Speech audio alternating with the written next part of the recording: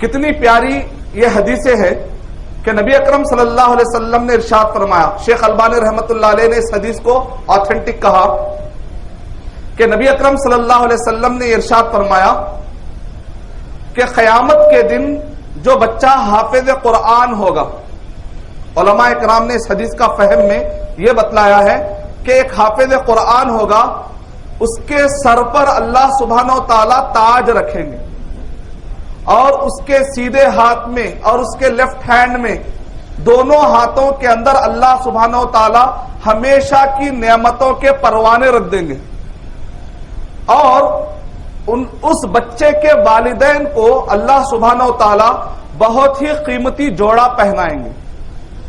والدین کہیں گے کہ اے اللہ اتنا قیمتی جوڑا آخر ہمیں کہاں سے مل گیا؟ والد بھی بولیں گے، والدہ بھی بولے گی کہ ہمیں اتنا قیمتی جوڑا کیسے مل گیا، کیوں ملا، جبکہ سب لوگ تو یہاں پر پریشان ہیں، ہمیں یہاں پر اتنی عزت کیسے مل گئی؟ تو اللہ سبحانہ و تعالیٰ والدین سے کہیں گے تم نے جو رات دن محنت کی اپنے بچوں کے پیچھے تاکہ یہ بچے قرآن مجید کو حفظ کر لے، تاکہ یہ بچے قرآن مجید کو یاد کر لے، اللہ سبحانہ و تعالیٰ کو تمہاری ادا اتنی پسند آئی کہ آج حشر کے میدان میں سب کے سب پریشان ہیں، لیکن ایسے وقت پر تم کو عزت دی جا رہی ہے، تمہیں کپڑے پہنائے جا رہے ہیں، تمہیں قیمتی جوڑا پہنایا جا رہا ہے. اس کی وجہ یہ ہے کہ تم نے جو محنت کی ہے آج اللہ سبحانہ و تعالیٰ اس کا بہترین بدلہ دے رہے. کتنی پیاری حدیث شریف.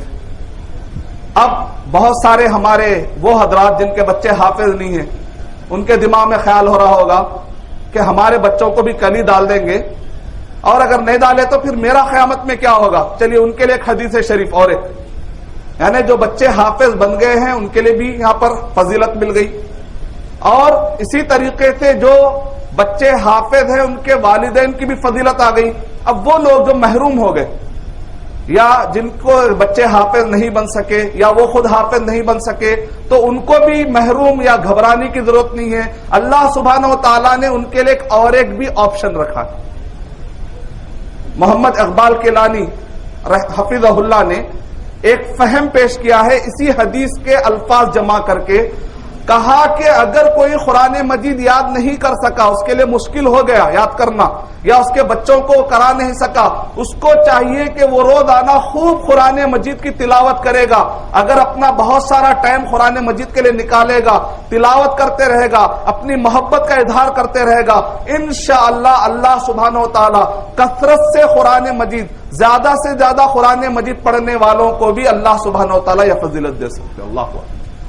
کتنی پیاری حدیث شریف ہے. مجھے امید ہے کہ انشاءاللہ جتنے قربانیاں اور جتنی تھکان لے کر آپ لوگ بیٹھے ہیں، انشاءاللہ اب راحت کے ساتھ بیٹھ سکتے ہیں، کیونکہ آپ اتنی پیاری محفل میں بیٹھے ہیں جہاں پر قرآن مجید سے متعلق بات ہو رہی ہے الحمدللہ. تو لہذا کیوں نہ ہم محنت کریں. اللہ تعالیٰ بھی قدیر ہے، اللہ سبحانہ و تعالیٰ بھی قدرت رکھنے والے ہیں. ہم محنت کریں گے. اگر ہم ایک بالش محنت کے لیے آگے بڑھتے ہیں تو اللہ سبحانہ و تعالیٰ کی رحمت ایک ہاتھ آگے بڑھے گی. اگر ہم چلتے ہوئے جائیں گے تو اللہ سبحانہ و تعالیٰ کی طرف سے مدد دوڑتے ہوئے آئے گی انشاءاللہ. اللہ سبحانہ و تعالیٰ دوڑتے ہوئے آئیں گے. حدیث کے الفاظ ایسے، یعنی مطلب یہ ہے کہ اس طریقے سے اللہ سبحانہ و تعالیٰ کے لیے مدد آئے گی آپ کو انشاءاللہ.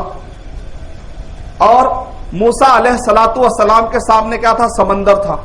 ان کے ہاتھ میں کیا تھی؟ لکڑی تھی صرف. ظاہر بات ہے ایک لکڑی کے ذریعے سے سمندر کو پھاڑنا ایک مشکل کام ہے، اور اللہ سبحانہ و تعالیٰ بغیر لکڑی کے مار کے بھی سمندر کو پھاڑ سکتے تھے. اللہ سبحانہ و تعالیٰ کو موسیٰ علیہ الصلوۃ والسلام کی لکڑی کی کوئی ضرورت نہیں. پھر بھی اللہ سبحانہ و تعالیٰ نے موسیٰ علیہ الصلوۃ والسلام سے کیا کہا کہ تم کو لکڑی مارنا ہے، تم کو عصا سمندر پر مارنا ہے. اللہ سبحانہ و تعالیٰ بغیر لکڑی کے مار کے بھی سمندر کو پھاڑ سکتے تھے. اللہ سبحانہ و تعالیٰ کسی کے محتاج نہیں ہے. اللہ الصمد، اللہ سبحانہ و تعالیٰ موسیٰ علیہ الصلوۃ والسلام کے لکڑی کے محتاج نہیں ہے. لیکن اس میں کیا سبق دیا جا رہا ہے؟ اللہ سبحانہ و تعالیٰ تو سمندر پھاڑ سکتے ہیں، لیکن پھر بھی بندے کو تو محنت کرنا ہی پڑے گا. تم ایک بالش آگے بڑھو گے تو اللہ سبحانہ و تعالیٰ کی طرف سے مدد ملے گی. ایک ہاتھ آگے، یعنی مطلب یہ ہے کہ تم کو اللہ سبحانہ و تعالیٰ کی مدد ملے گی.